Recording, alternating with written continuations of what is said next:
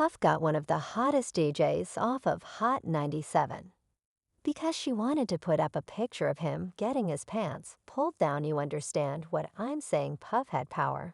Let me read it. Let me read it. Oh my God, sorry. I can no longer help you guys. Soon you will all be gay and happy. You are all now left under leadership of Puffy Daddy. Report to the nearest rainbow. Bennett thieves. There were lots of homosexuals in hip-hop back in the 80s too. And now you know that was you know what's worse, you know, hip-hop wearing skirts or hip-hop being closeted and having a plethora of kids to prove manhood that you know, and in denial of something that you shouldn't have to deny, which is your sexuality generally. It's not every day we get to see a self-made star get fired from her own show and then get replaced by someone she used to have on her show. Well, it's now become the talk of the town, but even though it may seem somewhat unfair, this isn't actually the first time the fiery show host has been pointed to the door. A couple of years ago, while she was still working at a radio station, when he got fired and blamed one of the biggest names in hip-hop at the time, although now parted with the Puff part of his name, and changed the other part to Diddy, when he gave reasons for actually calling him out for being behind her getting laid off. According to her, Diddy engineered her sacking because she had been looking too deep into his personal life, particularly his sexual preferences, and boy, did the rap CEO hate that. Now the big question is what exactly happened between this power pair back in the day. Stay tuned to find out in November 2008. The announcement made by Wendy Williams on her radio show, The Wendy Williams Experience, left its listeners in shock as she revealed the termination of Charlemagne the God, her co-host of many years, as well as most of the program's production team. In a nutshell, budgets you.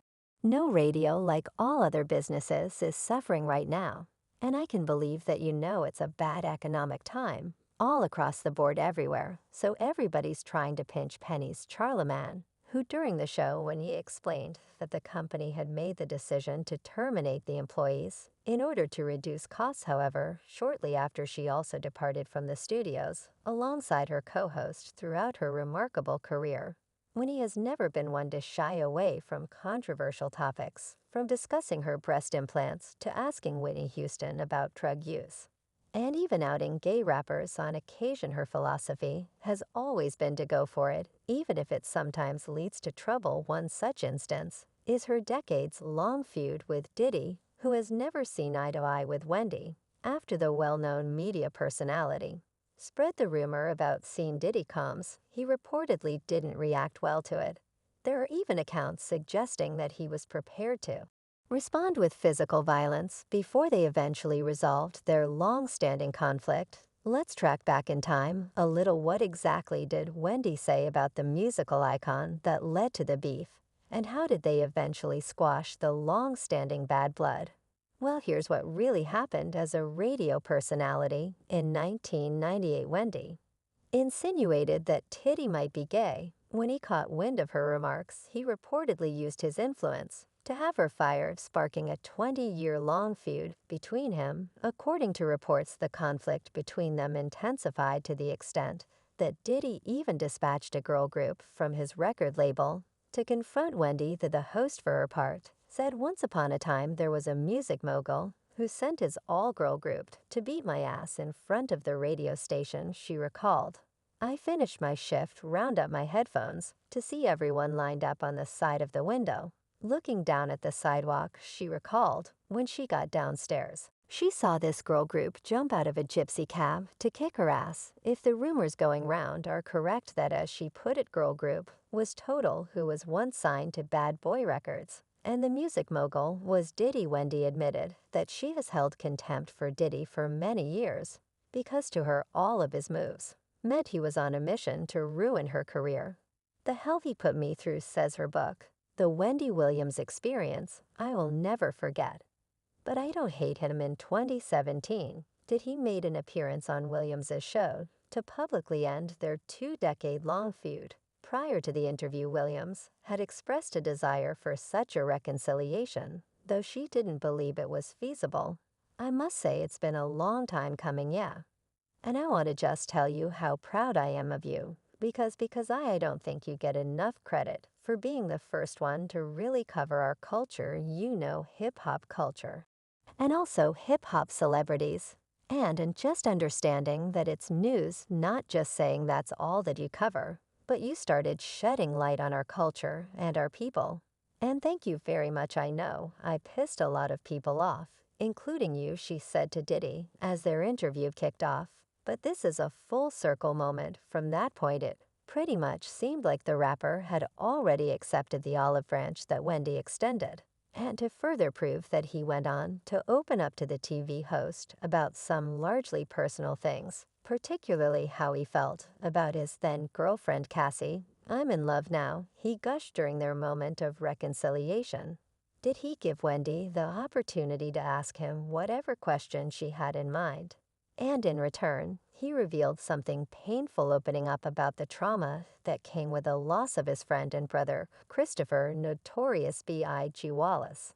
I always feel some sort of responsibility. Because I'm in this thing with him, he told her he was supposed to go to London that night, and I let him talk me into not going to London and staying in Ella. That's something that bothered me throughout my life. Diddy revealed sometimes you have to really go with a decision in your gut. He also added, that's one of the things I regret, not making sure that he went to London. Returning to the present story, when he still maintains her belief that Diddy was responsible for her dismissal from her Hot 97 radio job, and claims to possess evidence that he is gay. She alleged that she possessed a sex tape of Combs engaging in sexual relations with rapper Lude, stating, just wait till this hits the internet. At the time, neither Diddy nor Lou made any public statements or attempts to refute the claim. Those who are familiar with Wendy's career can attest to the fact that she has built her reputation on being willing to say things that others wouldn't, and this has certainly had its share of repercussions. Born in New Jersey, Wendy began her career in radio during the late 1980s. She gradually worked her way up through various stations based in D.C. and New York, ultimately earning the RB Major Market Radio Air Personality of the Year award from Billboard in 1993. Wendy was known for her forthright personality, providing her listeners with candid advice and sharing intimate details of her personal life traumas. A 2005 profile in New York Magazine described her as having a fiery, unapologetic demeanor during her tenure at WBLS, to the point where her interns were directed not to speak to her unless spoken to. Throughout the 2000s, she hosted programs on a range of stations discussing both pop and rap stars. However, she has also experienced very public struggles, including being fired and ostracized, dealing with a cheating husband, who also served as her manager, grappling with substance abuse issues.